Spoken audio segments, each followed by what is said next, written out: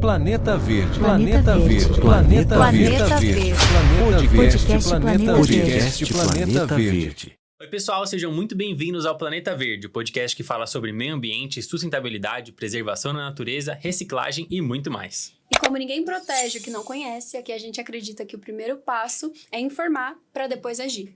E esse é o nosso propósito, levar consciência ambiental até você. O Planeta Verde tem duas frentes. Para informar, temos o podcast, um espaço para conscientização e educação ambiental.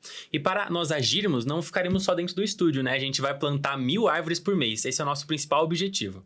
E hoje nós temos a honra de receber Thiago Santos, arquiteto e urbanista, mestre em ambiente, saúde e sustentabilidade e um dos nomes à frente da Missão Ambiental, organização que há mais de 30 anos atua na recuperação de áreas degradadas, compostagem comunitária, meliponicultura, através da educação socioambiental. Seja muito bem-vindo. Obrigado, Lua. Obrigado, Nicolas. Isso aí, muito bem-vindo, Thiago. Então, Thiago, para a gente começar, explica para a gente o que é a Missão Ambiental e como vocês começaram esse trabalho que é bem bacana. Bom, a Missão Ambiental é uma ONG um pouco mais antiga. Ela começou na década de 90, a partir do professor Cazé e da Nina, né, um casal de pessoas que ativistas, né, socioambientais, que preocupados ali com a questão de resíduos onde eles moravam, na região metropolitana, eles começaram a trazer os moradores para perto e até para os próprios familiares. E então, eles começaram a mobilizar aquelas pessoas e, ao mesmo tempo, limpar, né, cuidar zelar por aquele espaço. E com isso a missão foi ganhando corpo, né, ao longo dessas décadas, né? E mais recentemente ela tem atuado em uma frente grande na região, principalmente do Ipiranga. Que legal, então já começou ali numa vertente bem coletiva, né? Com uma família e se expandiu. Bem interessante. Isso. E quais são os maiores desafios que o projeto enfrenta hoje? Olha, principalmente o engajamento de pessoas. Então, nós temos uma questão, assim, de trazer, né, novos voluntários e valorizar pelas pessoas mesmo, né? Então, do voluntário se engajar, de ter a participação, de trazer opiniões ali, de trazer reflexões sobre a educação ambiental. E principalmente também, agora lembrando, também a questão financeira, né? Recurso, né? Entendi. E vocês trabalham com diversos tipos de projetos, né? Uhum. A gente viu que vocês fazem uma espécie de compostagem lá. O que seria a compostagem? Então, a compostagem nada mais é do que a transformação de resto de frutas, legumes, verduras. Então, o nosso espectador que está assistindo, ele na sua casa, lá no seu dia a dia, ele vai comer, por exemplo, uma alface. Só que às vezes a folha apodrece. Então ele não vai comer. Então ele pode separar e essa separação, ele vai fazer a transformação desse resíduo em composto orgânico. Ou seja, vai voltar para a terra e vai virar um adubo natural, orgânico, para as plantas e hortaliças. Até a gente queria saber melhor quais são exatamente essas coisas que a gente pode colocar na composteira, porque acho que não pode colocar carne, não é? Isso. Existem algumas formas de compostagem, né? O biodigestor, por exemplo, já aceitaria a carne. Mas a que nós realizamos na missão ambiental, a gente separa e não introduz a carne. Então, o resto de carne.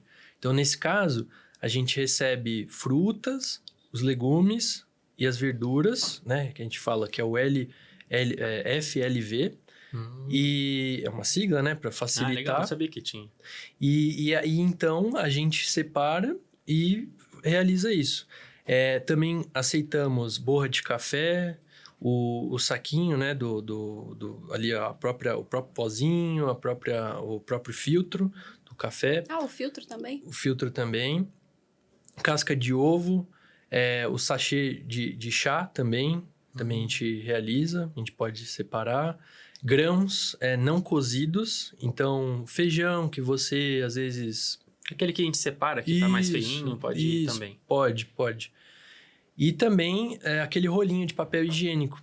Então, como é um papelão que não possui pigmento, então a gente também separa, picota ele e também realiza esse processo da compostagem. Ah, bem bacana. E tem vários tipos de compostagem, né? Qual que é a diferença desses tipos?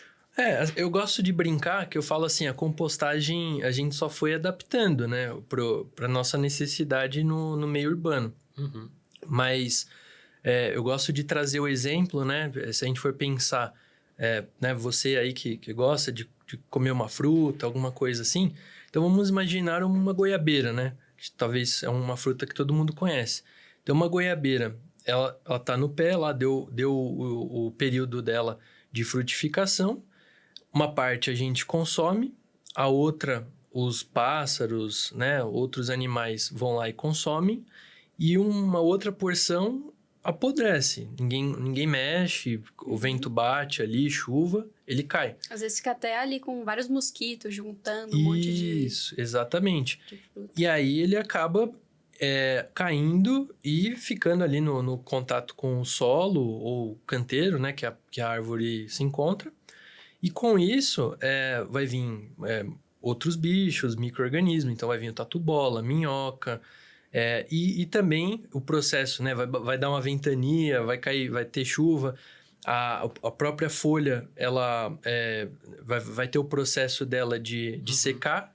Então, essa folha também vai cair. Então, a compostagem nada mais é do que isso. Então, é a matéria orgânica que se acumula ali e a folha seca que vai virar material seco e vai sobrepor essa matéria orgânica. E isso, com o tempo, vai sendo decomposto e vai formando uma camada de matéria orgânica sobre o solo. Nossa, Legal. então o chão da natureza, ele já é tipo uma composteira, então que retroalimenta as próprias árvores, elas se alimentam delas mesmas, então. Isso, exatamente. Ah, que bacana. E aí, nesse processo, né, da compostagem, né, das tipologias, a gente, né, eu digo ser humano, nada mais fez do que adaptou isso para nossa realidade. Então, como hoje nós estamos, boa parte, né, das pessoas vivem no meio urbano, então a gente precisa, né, criar mecanismos para fazer isso, né? Isso daí voltar de volta para a terra. Então, lá na missão, a gente tem a compostagem termofílica, então que ela funciona através de esquentar, né? O termo, né, termo, já revela, né, de temperatura. Então, a temperatura faz com que aqueles resíduos eles esquentem e se decompõem. A gente tem a biovaleta, então que você fazer, o processo acho que talvez mais conhecido também do público também, né? Porque é uma forma também, né, no processo ali rural, que as pessoas têm, né, espaço para fazerem uma pequena valeta e enterrarem os seus resíduos. Ah, sim. Então, a pessoa faz ali, põe os resíduos, casca de banana e cobre novamente com a terra ou camada de folha seca.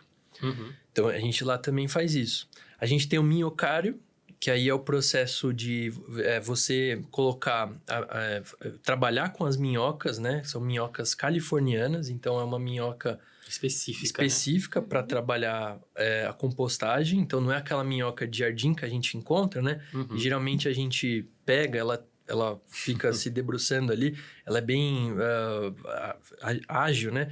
Então, não é essa, porque essa acaba se alimentando mais ali do solo mesmo, né? Ela também se alimenta da matéria orgânica, mas não é tão específica para trabalhar com isso. Sim. Então, a californiana, ela é mais tranquila. Você, quando mexe com ela é bem tranquila, ela não se incomoda, né? E aí você pode trabalhar ela em caixas, né? Como se fossem caixas organizadoras. Então, a gente tem, às vezes, né, caixa lá em casa, né? Na casa de vocês aí, que a gente organiza, sobrepõe.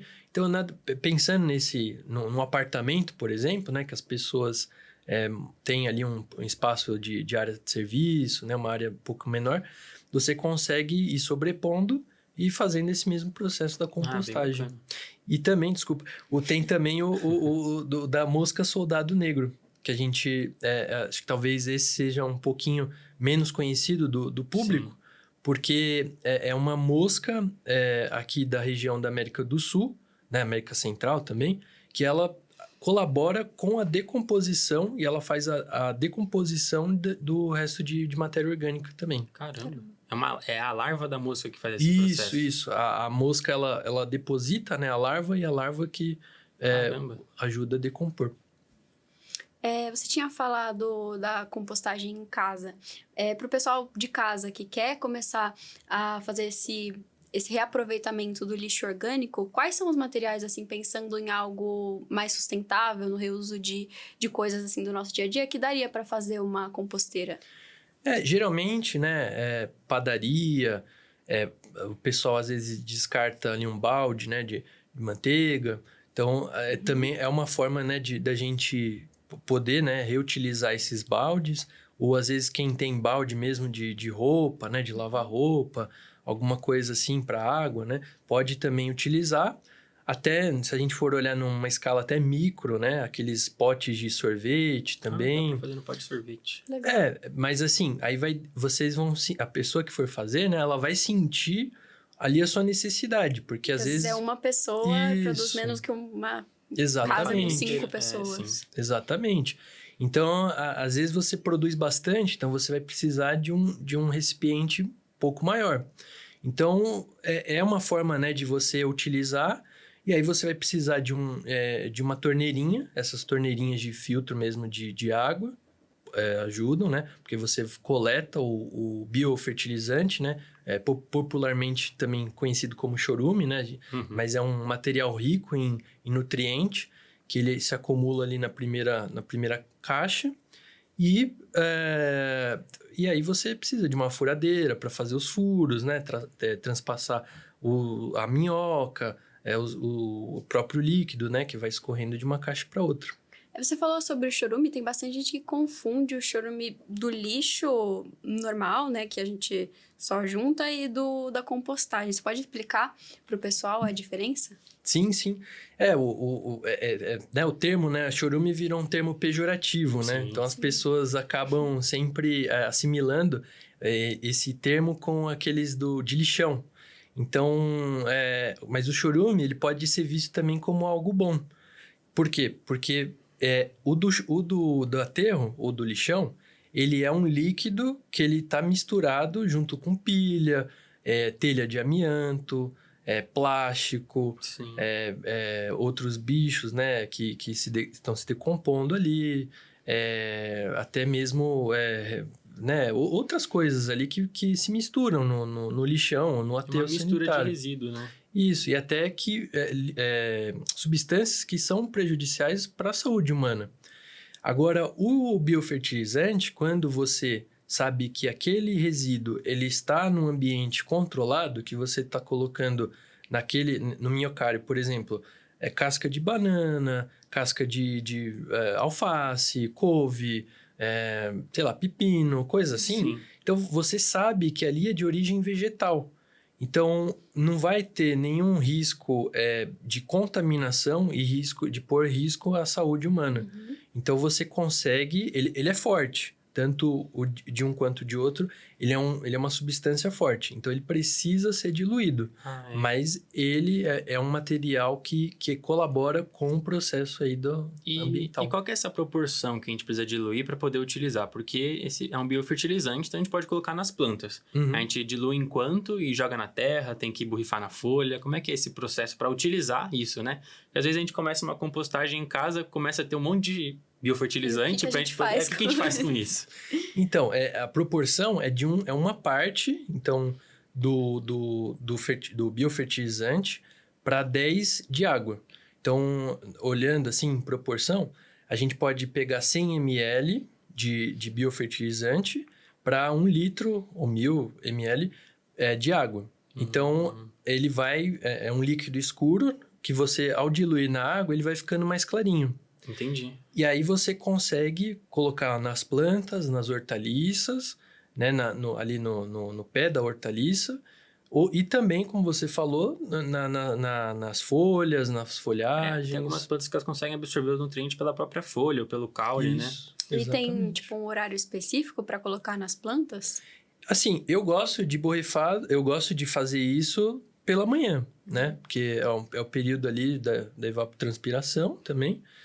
E também evitar, né? Porque às vezes, no final da tarde, às vezes você acaba tendo, sei lá, um acúmulo maior de umidade. Pode Sim. atrair, né? Aqueles bichos, esqueci o As nome. cochonilhas? As cochonilhas, Isso exatamente. Que é matéria orgânica diluída, vira um líquido de matéria orgânica, né? Uhum. Mas então, você falou que precisa diluir. E se eu pegar e jogar direto na planta, o que acontece? Com as hortaliças, vai acabar matando, né? Ou enfraquecendo aquela hortaliça. Nas árvores, a árvore não vai sentir tanto assim, porque a árvore, né? Se a gente for parar para ver, ela tem um corpo, né? Um indivíduo ali, arbóreo, ele é muito grande, né? Ele tem uma estrutura um pouco maior. Gigantesco, né? Exatamente. Agora, a hortaliça, ela é pequenininha, então ela tem uma estrutura um pouquinho menor. Então, ela vai sentir, né? E ela tem um período mais curto de vida ali. É que é uma concentração desses nutrientes, né? A banana, se não me engano, é potássio, a casca do ovo é o cálcio, e se tem muito nutriente concentrado, então a raiz tenta absorver muito e ela acaba morrendo, porque é muito nutriente a disponibilidade dela. Isso. E aí, no caso, se você, por exemplo, se a gente tiver um vasinho ali, né? Um manjericão, alguma coisa, a gente quer que ele produza, né? As folhas para a gente utilizar. Então, se a gente também concentrar demais, a folha talvez também vai apresentar ali alguma textura diferente, uma cor diferente, vai secar. Então, é bom a gente sempre utilizar, né, na sua devida proporção. E de quanto em quanto tempo que a gente pode utilizar? Eu geralmente uso a cada um mês. Não, tem gente que faz isso, dá um espaçamento um pouco maior, né? 2 meses. Mas eu vou fazendo isso a cada Depende da planta também, né? Isso, Mas para hortaliça, né? Aí é bom porque tem gente também que vai querer aplicar toda semana, né? Aí não dá, né? Então é bom sempre também dosar, ter um pouco de cuidado com isso. E sobre a compostagem que vocês fazem lá, qualquer pessoa pode estar levando seus resíduos para serem compostados no pátio de vocês? Sim. Então, a compostagem, né, que é o método termofílico, a gente fez como uma compostagem comunitária. Então, Legal. Qualquer pessoa pode levar o seu resíduo. Então, a ideia, né, desse formato de projeto foi que cada pessoa leve o seu resíduo. Porque tem gente também que quer delegar que o outro faça o trabalho, né? Então, a nossa ideia com o projeto é que toda a comunidade, as pessoas se envolvam e conheçam esse processo, esse método, e levem o seu resíduo e também seja uma forma de encontro semanal para que nós termos, né, uma vida ali comunitária e até elaboração de outras coisas. E tem uma grande adesão por parte da comunidade? Assim, quantos, mais ou menos, volume assim, por mês que vocês recebem? Olha, tem eu acredito que é uma quantidade boa de pessoas, de participantes, porque a gente deve estar ali em torno de pessoas que se inscreveram, né? É bom falar, a gente tem um formulário que a pessoa né, que quer participar, ela pode preencher. Então, a gente gera um número e esses dados são dispostos na internet, a gente deixa esses dados livres. No site de vocês mesmo? Isso, Perfeito. no Linktree que a gente tem. A gente vai deixar esse link para vocês aí na descrição do vídeo, para quem quiser fazer parte, né? Poder levar os seus compostos, poder participar desse projeto também, né? Legal, não, e com certeza, quanto mais gente a gente tiver, é melhor justamente para reduzir, né, o lixo e ter uma gestão participativa. Então, essa pessoa, ela preenche o formulário, ela recebe um número, então a gente não né, menciona o nome ali de ninguém, e então a gente vai computando toda vez que a gente se encontra o resíduo que a pessoa levou. Então a gente tem uma balança. Vocês pesam os resíduos. Ah, A legal. gente pesa os resíduos. Para anota. coleta de dados mesmo, né? Isso. E aí a gente sabe o quanto que cada pessoa, cada família acaba gerando no dia, no mês e no ano. Caramba, que bacana. E é legal porque a gente passa a ter uma consciência maior de quanto que a gente está produzindo, né? E esse composto que vocês produzem, né? Vocês utilizam ele no próprio projeto? O pessoal leva para casa depois que leva o composto para lá? Como é que funciona essa interação de utilização do que vocês produzem? Esse composto em específico, a gente toma um cuidado de não destinar ele para as pessoas, porque lá no espaço a gente tem uma proliferação de caramujo africano. Putz, é um problema. Então, o que acontece? A composteira termofílica, ela desenvolve o processo ali de esquentar, e aí, só que nas suas camadas inferiores, ela começa a esfriar. E nesse processo de começar a esfriar, é aí onde o caramujo, quando tem agora, né, no período de chuva, começa a entrar, né, e se esconder, e lá ele deposita os seus ovos. Então, a gente toma esse cuidado de não que as pessoas levem o resíduo, né, para sua casa ou para outro lugar, para um sítio, por exemplo, justamente porque pode desencadear uma proliferação em outro lugar. Mas esse caramujo, você falou, ele veio da África, então qual que é o impacto real que ele causa lá dentro do espaço de vocês, né? Porque um caramujo a gente vê no jardim, é bonitinho, como é que esse impacta? Bom, esse caramujo, primeiro, ele é um caramujo grande, né? Então, ele não é um caramujo qualquer, assim, que a gente... ele não é aquele pequenininho que parece... Não. Ele é grandão. Ele dá... qualquer pessoa... Será que a gente consegue uma imagem desse caramujo para colocar? O caramujo africano ia ser legal para o pessoal ver, né? Porque às vezes a gente pode estar encontrando pela rua, interagir com eles. Exatamente. Então, assim, ele foi um caramujo que você falou, né? Foi introduzido no Brasil com viés de experimentação ali de comida, como o escargot, que já existe, né? O pessoal comia ele, então. Comia ele. Foi uma tentativa, né? De baratear, de né? baratear. Você já comeu um desse? Não, eu não. Eu tenho vontade de provar esse, não. Não, ainda não comi, não. Também não tenho vontade. Mas ele passa algum tipo de doença? Ou ele come a horta inteira? Como é que é esse impacto que ele... Ele pode ser um agente transmissor de doença. Então, ele pode conter um protozoário que pode transmitir ele em contato com a nossa mucosa. Então, aquela gosma que ele solta e a gente em contato com aquela gosma e tiver algum machucado ali, alguma coisa, pode passar e ter uma transmissão. Por exemplo, uma das doenças é a meningite. A meningite é aquela doença que pega no cérebro, não é? Isso. Então, lá, quando a gente faz lá a gente faz a coleta dele. Então, a gente usa luva e sempre com alguma pazinha, alguma vassoura e recolhe ele num recipiente. E vocês fazem o controle populacional? Sim, a gente tenta, né? Da época que a gente está lá, houve uma redução. Só que, infelizmente, a gente não consegue exterminar ele, né? Se reproduzem muito rápido. Ele se reproduzem muito rápido. Ele é grandão, né? Nossa. E você vê que a casca dele é bem pontiaguda, né? Sim. Caramba, tem que saber mesmo que isso causa impacto, porque, pô, eu lembro quando eu era criança que eu ia num jardim perto da minha casa e pegava uns caracol. Não sei se era desse aí, não lembro. A gente tem o nosso nativo, que é bem parecido com esse, não tem? Tem. Então, é importante até distinguir, né? E mesmo o nativo, né? As pessoas que olharem, né? É sempre bom não ficar mexendo, né? Levar, gostei, achei legal. Né? Tem até o desenho do Bob Esponja, né? Sim, tem o Gary. Gary. Então, não vai levar um bicho desse e tornar ele um pet, porque você pode, às vezes, causar um impacto ambiental, né? Sim, normalmente tem que fazer o contato com as zoonoses, né? Para eles fazerem a coleta, ver se eles estão infectados. Vocês têm essa relação com as zoonoses de São Paulo para fazer essa coleta? Como é que é esse processo de... Não é catalogação, né? Vocês fazem a separação. O que vocês fazem quando vocês acham?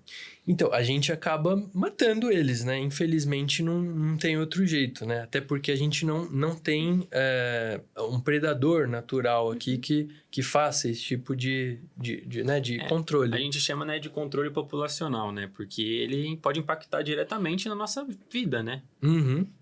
E se eu não me engano, tem...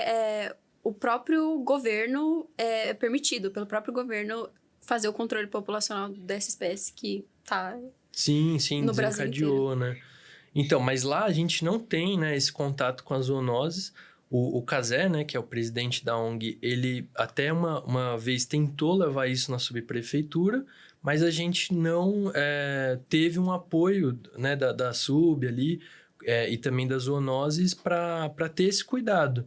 Então, a gente acaba nós mesmos fazendo esse controle ali, né, tentando de alguma maneira fazer a coleta e tentando sempre fazer o controle ali naquela área e não tentar, né, expandir, né, além daqueles horizontes. Eu e a Luma, a gente trabalha numa horta urbana da cidade de São Paulo e também já teve problema com esse caracol e a gente pesquisando, a gente viu que tem algumas medidas mitigatórias, assim, para lidar com eles. Às vezes você pode colocar em volta do canteiro, tipo um círculo de sal, ou você coloca uma planta, tipo a araucária, que tem aquela ponta espinhuda, aí ele não passa por cima.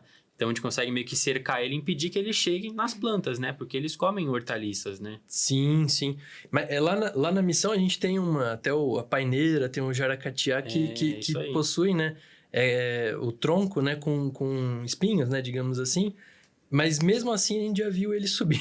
A natureza se adapta, né? Impressionante. Mas aí sobre essa questão da compostagem, você acha que o projeto de vocês, eles pode representar um modelo de expansão de política pública? Tipo, expandir para outros lugares da cidade de São Paulo para isso, né? Porque tem um impacto positivo no meio ambiente fazer a questão da compostagem. Você acha que pode expandir as políticas públicas com os dados que vocês coletam, com os projetos que vocês já fazem lá dentro? Claro, claro. Inclusive, olhando, né, para uma cidade como São Paulo, então ter iniciativas descentralizadas é importantíssimo, né? Até porque a Prefeitura de São Paulo tentou, né, até um tempo atrás, implantar parte de compostagem, trazer, né, fazer a coleta das feiras livres e levar para como se fossem ecopontos, né? Então, espaços, né, destinados para isso mesmo. E o que acontece é que na cidade, né, ainda não tem ainda tantos equipamentos como esses para atender a má demanda, né? Então, assim, ter iniciativas como a nossa, né, e outras espalhadas aqui por São Paulo que realizam, é importante que outros projetos possam, né, se inspirar tanto no nosso quanto em outras e até aprimorar e aperfeiçoar isso, que é o que nós precisamos. E hoje, quanto do lixo produzido no Brasil é orgânico? Olha, em torno de uns 50% do lixo, né? Então, se a gente for fazer uma gravimetria, né, que chama, então é como se fosse, para o pessoal entender, é como se fosse você pegar um saco de lixo e fragmentar em porções ali, né? Então, você faz... Então, o que é resíduo orgânico, o que é plástico, o que é hospitalar... E você vai colocando percentual, né? Mas 50% é uma porcentagem alta, né?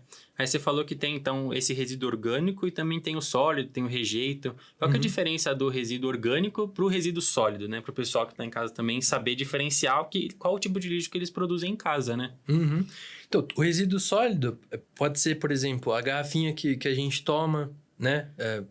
Às vezes a gente compra alguma garrafinha de água, por exemplo. Então, né, uma hora vai se tornar resíduo. Pode ser o plástico de alguma embalagem que a gente comprou. E o resíduo orgânico, ele é oriundo de vegetal, por exemplo. Ele pode também ser o que a gente consome. Então, pode ser a carne, o peixe, né? Outros também que são considerados resíduos orgânicos. Nesse caso, a gente pode dividir, separar e fragmentar esse resíduo e fazer a destinação adequada para ele. Você falou sobre destinação adequada. E para onde que vai a maior parte do lixo que é produzido?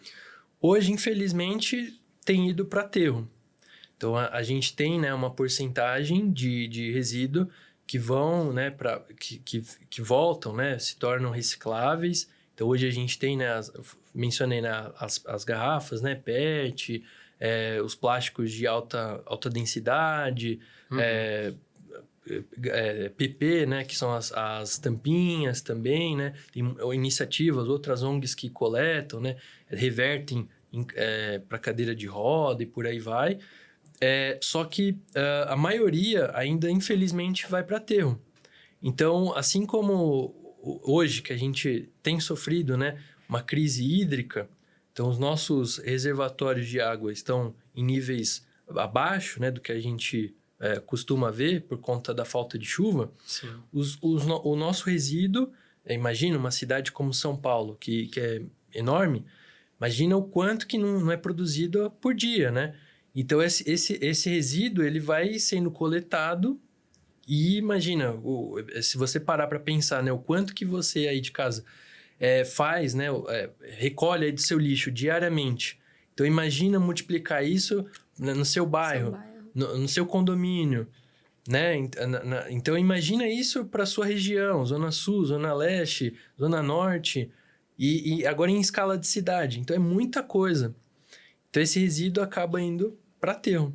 Um dado que a gente conseguiu encontrar na internet é que São Paulo, só na região sul e leste, produz cerca de 7 mil toneladas por dia de lixo e de rejeito, né? O rejeito é quando a gente não consegue misturar, quando a gente não faz a separação desses resíduos, né? Aí não tem como reciclar se ele vira rejeito. Exatamente. E vai para aterro, né? E tem sido uma preocupação grande, porque se a gente continuar produzindo muito lixo, vai ter que ter mais aterro. E qual que é o impacto real que um aterro tem na cidade e para nossa qualidade de vida? Olha, o aterro, para ele poder funcionar, né? Então, ele precisa de uma área extremamente grande.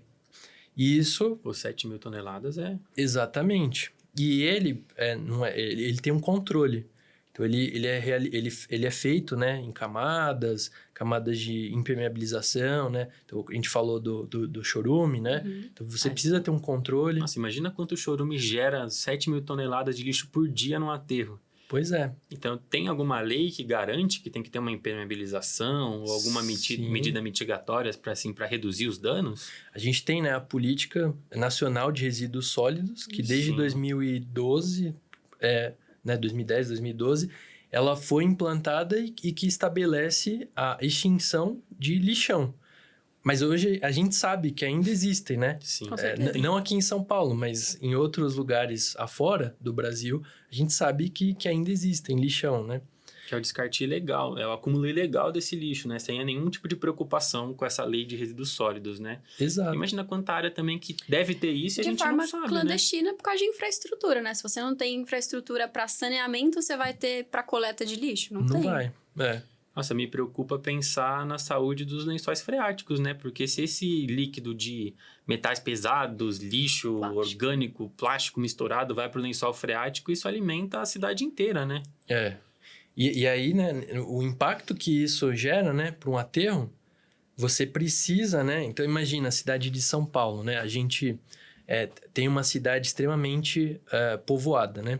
Então, são 12, 13 milhões, né, de pessoas morando em São Paulo. Então, assim, e é uma cidade espraiada. Então, cada vez mais... Se expandindo, né? Então, como que a gente precisa de aterro para atender a demanda diária do resíduo? Então, um espaço extremamente grande. E em São Paulo, hoje, a gente tem... que está na cidade de São Paulo, tem o aterro de São Mateus, que hoje ele já está ali no seu limite, né? E que possui a prefeitura pretende expandir esse aterro justamente para atender essa demanda de resíduo. Existem um outro que fica em Caieiras, que já é um outro município próximo de São Paulo, e Pedreira, que fica ali um bairro de Guarulhos, que também é um outro município. Caramba, e quanto mais a cidade aumenta, mais lixo é produzido e mais aterro vai ter que ter, tem que expandir cada vez mais, né? E mais transporte. Pois é, tem toda uma logística de transporte desses resíduos, é uma E aumenta por área, né? Porque a gente tem a verticalização da cidade. Então, aquela mesma área que produzia uma quantidade vai produzir o dobro, o triplo. Isso, exatamente. E aí, por isso que a importância, né? Então, se 50% do nosso resíduo é orgânico, por que a gente não consegue separar adequadamente esse resíduo e tornar ele viável para o solo, né? adubar, né, as nossas plantas. E até falando isso sobre... a gente falou muito de compostagem, sobre os resíduos que a gente produz. Como é que tem sido a sua visão sobre a coleta seletiva na cidade? Porque muita gente até separa o resíduo, mas aí vem o lixeiro, pega a sua sacolinha, cada uma tem uma cor para você separar. Isso é coletado de uma maneira correta? É feita uma separação? Ou depois eles misturam tudo? Dá para ter uma noção disso? Olha, tem gente que inclusive até questiona, né? Até no Conselho de Meio Ambiente, alguns que as pessoas podem participar, né? Muitos munícipes falam, olha, mas eu não sei, né? Na minha casa não passa, né? A coleta seletiva. Às vezes um passa de manhã, o outro em algum horário à noite, o outro à tarde. E aí a pessoa se frustra porque ela separou ali sua garrafa PET. E aí quando ela vai ver, mas me falaram que passou segunda às 17 horas.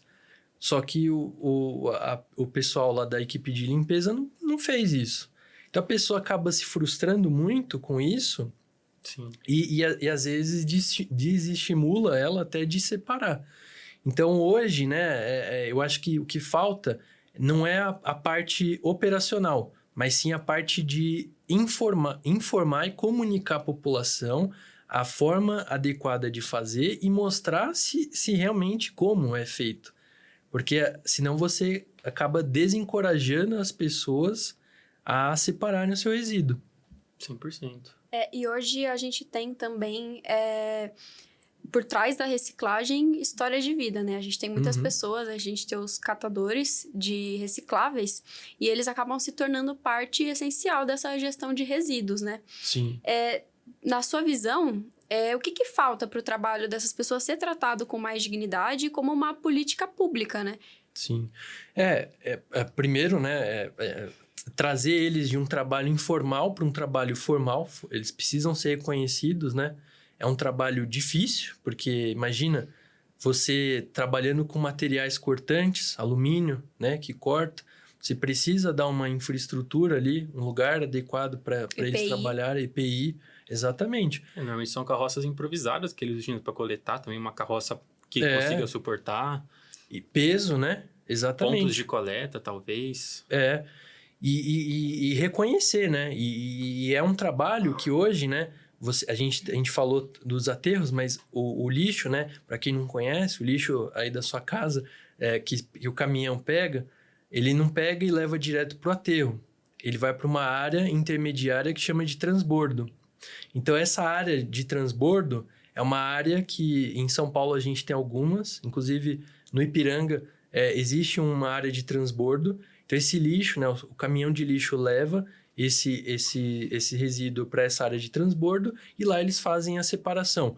Algumas é mecanizada e outra manual. Então, parte desse resíduo que é separado, ele pode ser reutilizado, reaproveitado. Sim.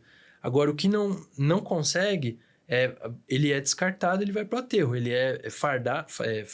em fardas, né? Fardos. Sim. E ele é compactado e levado por carretas para o aterro. Sim, e tem uma dificuldade com relação a... Por exemplo, tem uma lata de feijão. Aí você tem que dar uma lavadinha na lata antes de jogar fora, né? Porque se ela chega suja lá, pode ser que ela vire um rejeito por causa dessa matéria orgânica que começa a se misturar muito com o metal e fica estranho, né? Por isso que eu falei, né? Exatamente. A gente precisa informar as pessoas sobre isso, né? Porque às vezes a pessoa... É um compromisso, né? Todos nós pagamos nossos impostos e tudo mais.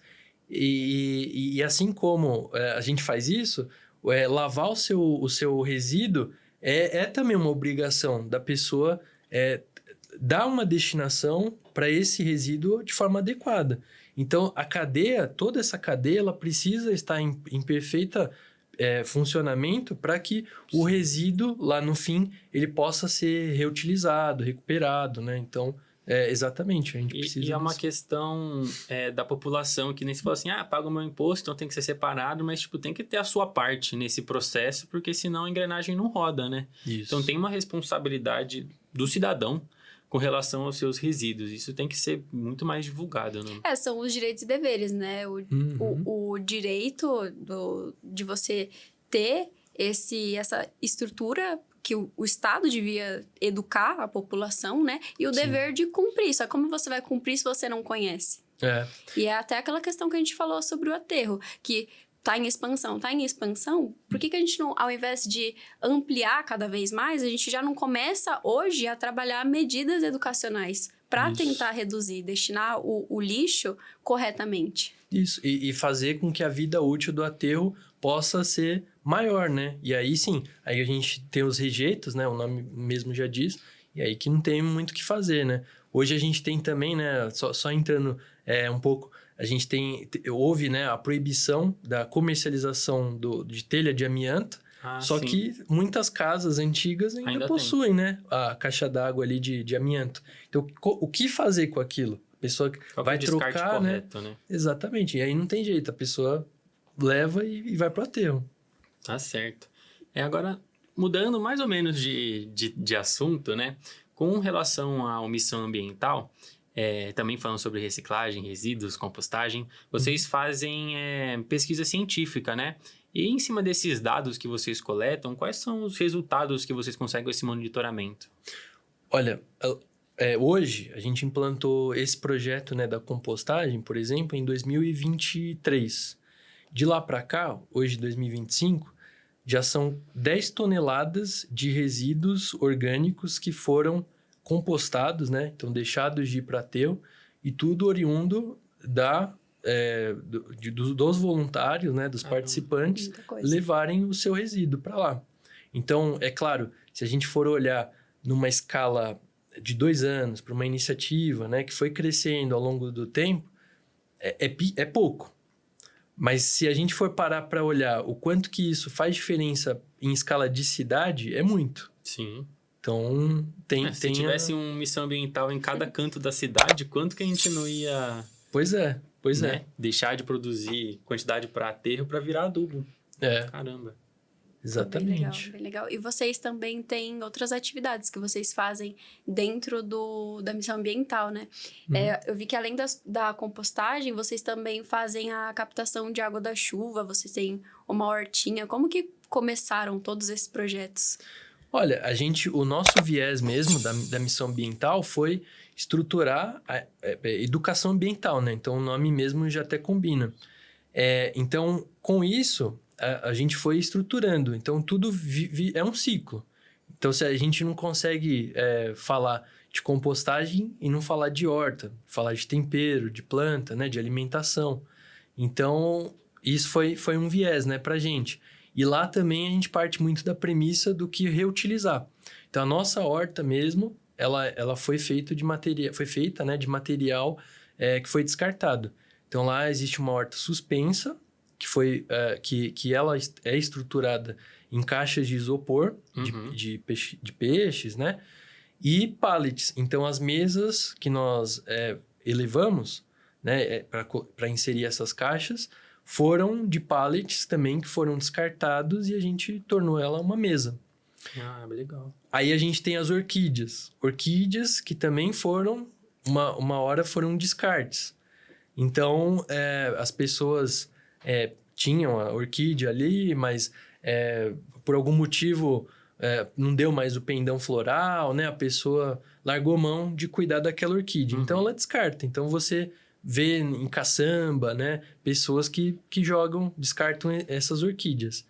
E a gente criou um orquidário. Vocês fazem essa recuperação de fauna, então, do que o pessoal acha que virou lixo. Isso, de flora, né? De isso, flora, isso. de fauna não. Mas são orquídeas comerciais, né? Então, não são orquídeas com valor botânico, né? Assim, da espécie X da Mata Atlântica, espécie Y do Cerrado. Não, são espécies que todo mundo aí já vê, né? Vê nas lojas aí, então é por aí. E é um trabalho bem legal, porque a gente está bastante acostumado com essa sensibilização de fauna, né? Sendo capturada. Quando é planta, as pessoas não têm a mesma reação. Então, é um trabalho bem interessante. Sim, sim.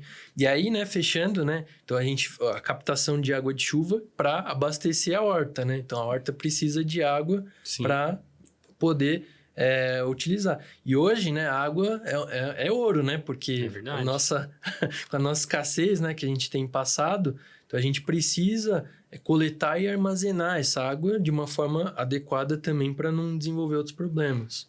E essa captação vocês utilizam somente para regar as plantas? Isso, Perfeito. exato.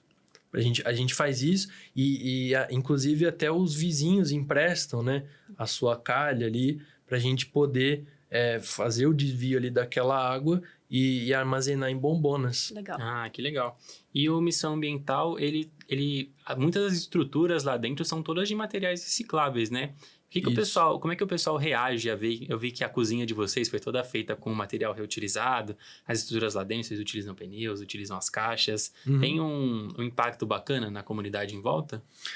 Tem, assim, as pessoas ficam impressionadas, né? Porque geralmente, quando a gente fala de sustentabilidade, né? A palavra sustentabilidade às vezes leva a gente a marcas, né? Com preço, valor muito alto. Sim. E aí a gente pega o que não tinha mais valor no mercado, a pessoa descartou, e a gente dá um outro valor.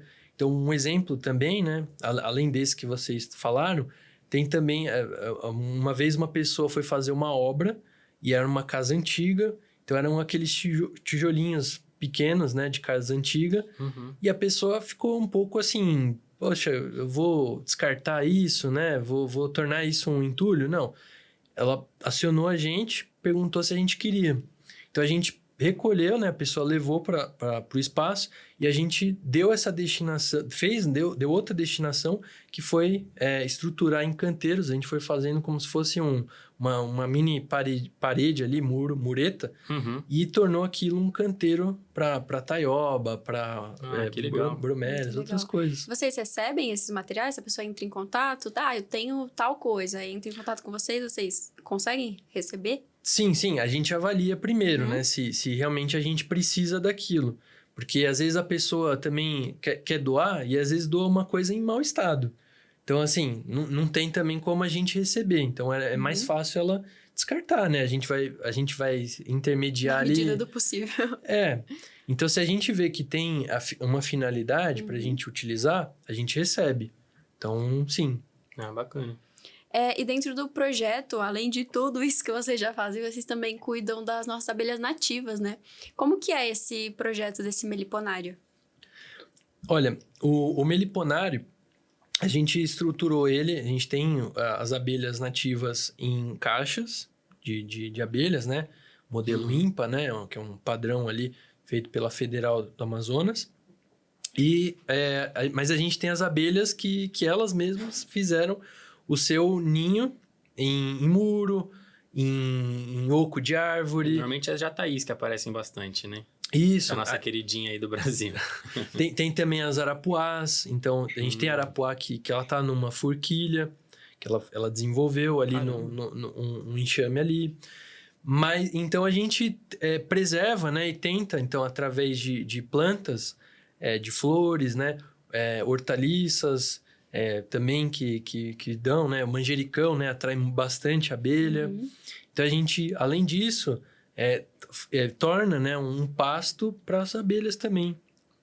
Ah, muito bacana. E você falou sobre essas espécies de plantas. Uhum. Tem esse cuidado dentro do projeto das espécies que vocês estão plantando, alimentarem as abelhas específicas com as suas plantas? Sim.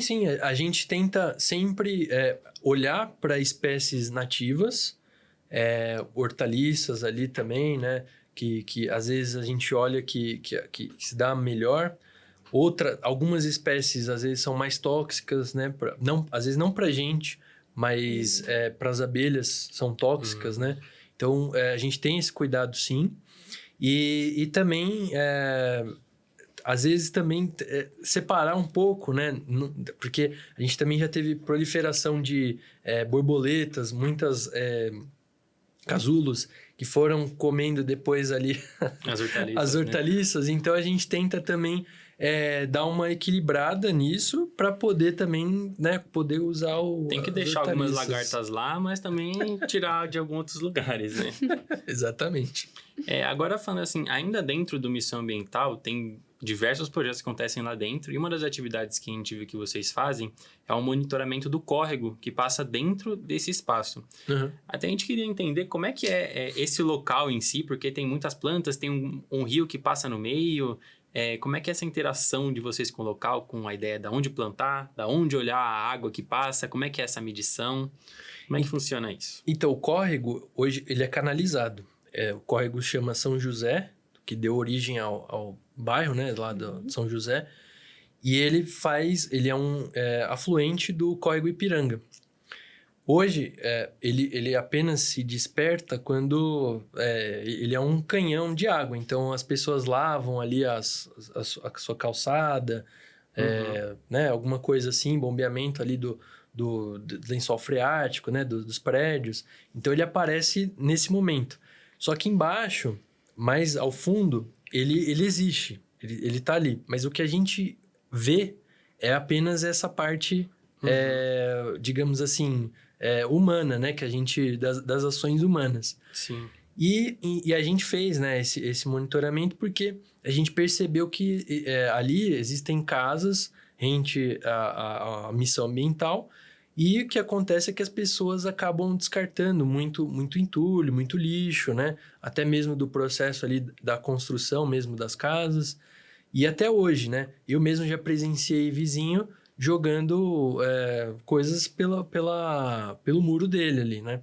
Então, o que é muito ruim. Então, a gente tem feito, né, trabalho com alguns parceiros para fazer essa limpeza e poder, né, que é o Ciclovida, né? E aí a gente faz esse monitoramento. Então, é um kit que a gente recebeu em parceria com o SOS Mata Atlântica e lá ali mede, né? Sei lá, pH, turbidez. E o que esses dados Coliformes. revelaram sobre essa qualidade dessa água, já que tem interação da população, mas vocês também cuidam? Como é que tá a qualidade? Então, a gente fez um monitoramento no ano passado que fez com que ele passasse do estado de ruim para moderado. Então, segundo os dados lá do SOS Mata Atlântica, grande parte dos córregos, né, que são monitorados aqui em São Paulo possuem qualidade ruim. Então, assim, é uma tendência aí que eles observaram na cidade de São Paulo. E aí, o que chamou a atenção é essa mudança, né? Para um avanço melhor, né? Nesse índice. Mas ainda assim, né? Tem muita coisa ainda. Muitos vizinhos ainda jogando, né? Descartando resíduo. Mas que é um trabalho aí de educação ambiental, né? De mostrar que a pessoa... E além de ser um crime, né? É um crime ambiental. Sim, e as pessoas fazem sem saber que é um crime, né? E quais são as estratégias que a ONG de vocês utiliza para manter a comunidade engajada nessas ações, né? De reduzir o impacto, reduzir a produção de lixo. Quais são as estratégias de vocês? A gente tenta sempre variar um pouco as atividades. Então, a gente percebe que às vezes as pessoas... Um gosta muito de plantar, o outro gosta mais de fazer a compostagem, o outro gosta mais da orquídea. Então, é tentar ir intercalando essas atividades e trazendo, né? E sempre essa mescla faz com que, às vezes, a pessoa que foi numa atividade, ela queira experimentar outra. E, às vezes, se identifica, às vezes, não. Então, é essa troca, né, do conhecimento, dessa junção, né, cíclica dessas ações, que faz com que as pessoas, às vezes, desperte ali o interesse dela em se manter, né, ativa na ONG. Com certeza. E você mencionou que o projeto depende de voluntários, né? E seriam somente os voluntários ou vocês têm apoio de algum órgão público ou alguma empresa privada para ajudar vocês? Não, a ONG não tem nenhum vínculo, né, com nenhuma empresa, nenhum órgão público. O que acontece é que a gente, às vezes, tenta, né, então, participar de algum edital, alguma coisa... para manter, para tentar ali fomentar algum projeto, alguma coisa. E também as doações ali dos voluntários, ou, né, tanto financeiro quanto de material e equipamento. Então, até para para ajudar vocês, né? Que a gente quer deixar um espaço para você solicitar para quem está assistindo. A gente quer saber como é que a gente pode ajudar vocês, o que vocês precisam para manter esse projeto, se a gente consegue entrar em contato para ela fazer atividades com vocês. Se quiser falar diretamente para a câmera, para falar com o pessoal Os diretamente. materiais que vocês mais precisam. Fala pra gente o que Tudo tá isso. precisando lá. Bom, as nossas redes sociais, né? A Missão Ambiental, ela tem o Instagram, Facebook, e a gente tem um grupo também no WhatsApp. Então, o Instagram da missão é missal, sem o acento, _ambiental.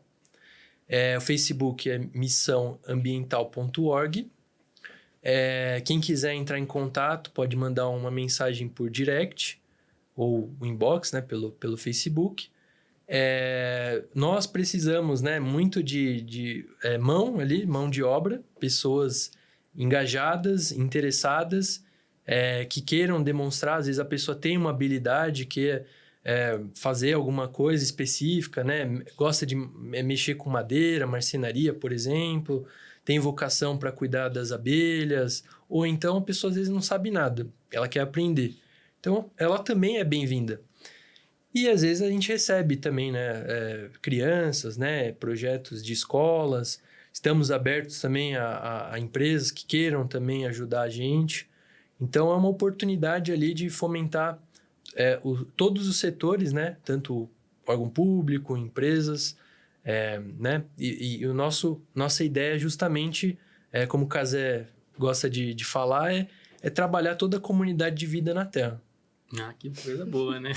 Então, para finalizar aqui, o que mais motiva vocês a continuar, mesmo depois de tantos desafios? É acreditar que a gente pode mudar, né, através das nossas ações, que nem tudo está perdido, olhar que existem várias iniciativas, assim como a nossa, que estão empenhadas em promover ações ambientais, socioambientais, né, e que isso é um estímulo para a gente, e aprendendo sempre coisas novas, novos desafios, e sempre superando.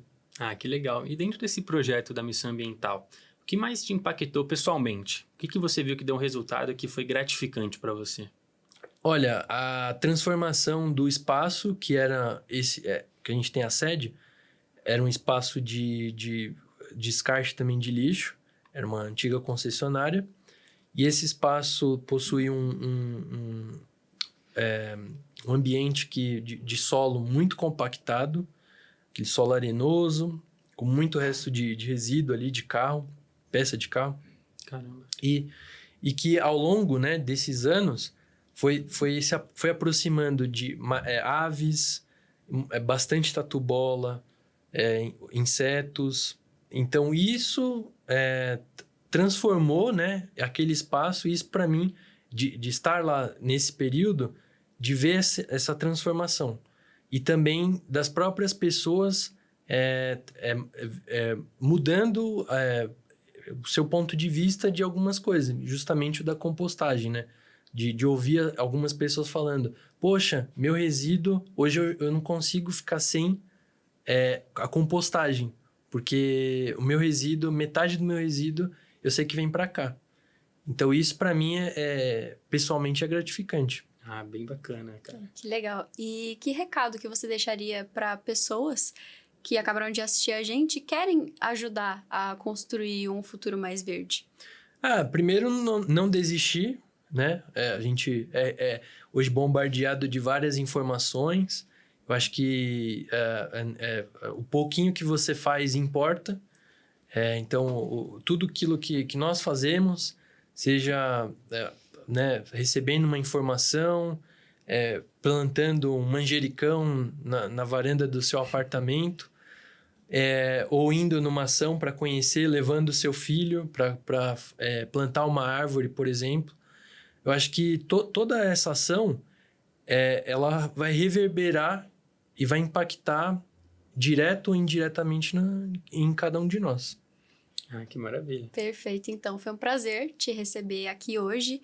Você está convidado para voltar quantas vezes você quiser. Obrigado.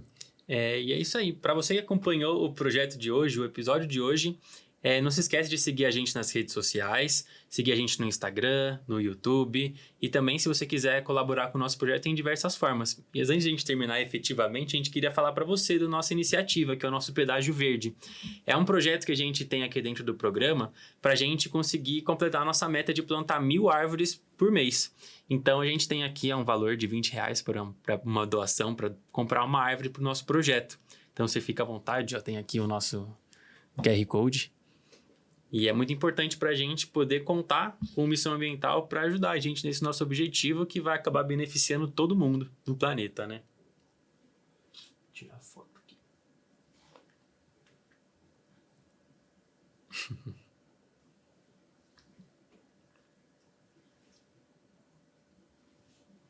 Aí, foi? Foi. Aí, cara, muito obrigado então, de verdade. Foi um prazer conversar com você hoje. Obrigado. E até a próxima. Obrigado, viu? Até a É isso próxima. aí. Falou, tchau, tchau.